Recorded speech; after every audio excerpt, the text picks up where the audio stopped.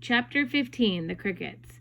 The crickets sang in the grasses. They sang the song of summer's ending, a sad, monotonous song. Summer is over and gone, they sang. Over and gone, over and gone. Summer is dying, dying. The crickets felt it was their duty to warn everybody that summertime cannot last forever. Even on the most beautiful days of the whole year, the days when summer is changing into fall, the crickets spread the rumor of sadness and change. Everybody heard the song of the crickets. Avery and Fern Arabelle heard it as they walked the dusty road. They knew that school would soon begin again. The young geese heard it and knew that they would never be little goslings again. Charlotte heard it and knew she hadn't much time left. Mrs. Zuckerman, at work in the kitchen, heard the crickets and a sadness come over her too. Another summer gone, she sighed. Lurvy, at work building a crate for Wilbur, heard the song and knew it was time to dig potatoes. Summer's over and gone, repeated the crickets. How many nights till frost? Sang the crickets. Goodbye, summer. Goodbye. Goodbye. The sheep heard the crickets, and they felt so uneasy they broke a hole in the pasture fence and wandered up into the field across the road. The gander discovered the hole and led his family through, and they walked to the orchard and ate the apples that were lying on the ground. A little maple tree in the swamp heard the cricket song and turned bright red with anxiety. Wilbur was now the center of attraction on the farm. Good food and regular hours were showing results. Well, Wilbur was a pig any man would be proud of. One day more than 100 people came to stand at his yard and admire him. Charlotte had written the word radiant, and Wilbur really looked radiant as he stood in the golden sunlight. Ever since the spider had befriended him, he had done his best to live up to his reputation. When Charlotte's Web said some pig, Wilbur had tried hard to look like some pig. When Charlotte's Web said terrific, Wilbur had tried to look terrific. And now that the web said radiant, he did everything possible to make himself glow.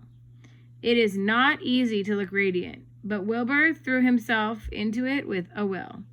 He would turn his head slightly and blink his long eyelashes. Then he would breathe deeply, and when his audience grew bored, he would spring into the air and do a backflip with a half twist. At this, crowd would yell and cheer. How's that for a pig? Mr. Zuckerman would ask, well pleased with himself. That pig is radiant.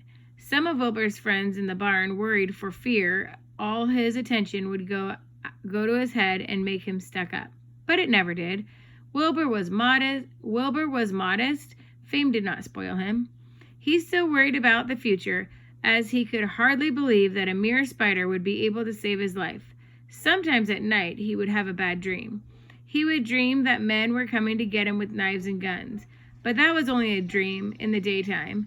Wilbur usually felt happy and confident. No pig ever had truer friends, and he realized that friendship is one of the most satisfying things in the world. Even the song of the crickets did not make Wilbur too sad.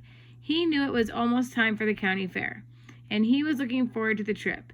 If he could distinguish himself at the fair, and maybe win some prize money, he was sure Zuckerman would let him live. Charlotte had worries of her own, but she kept quiet about them. One morning, Wilbur asked her about the fair. You're going with me, aren't you, Charlotte? He said. Well, I don't know, replied Charlotte. The fair comes at a bad time for me. I shall find it inconvenient to leave home, even for a few days.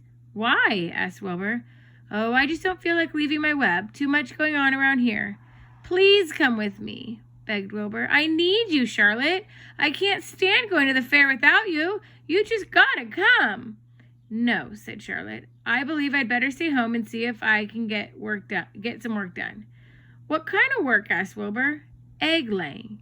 It's time I made an egg sack and filled it with eggs. I didn't know you could lay eggs, said Wilbur in amazement. Oh, sure, said the spider. I'm versatile. What does versatile mean? Full of eggs? Asked Wilbur. Certainly not, said Charlotte. Versatile means I can turn with ease from one thing to another. It means I don't have a limit to my activities to spinning and trapping and stunts like that.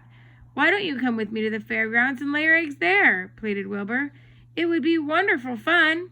Charlotte gave her web a twitch and moodily watched it sway. I'm afraid not, she said. You don't know the first thing about egg laying. Wilbur, I can't arrange my family duties to suit the management of the county fair. When I get ready to lay eggs, I have to lay eggs, fair or no fair. However, I don't want you to worry about it. You might lose weight. We'll leave it this way. I'll come to the fair if I possibly can. Oh, good, said Wilbur. I knew you wouldn't forsake me when I needed you the most.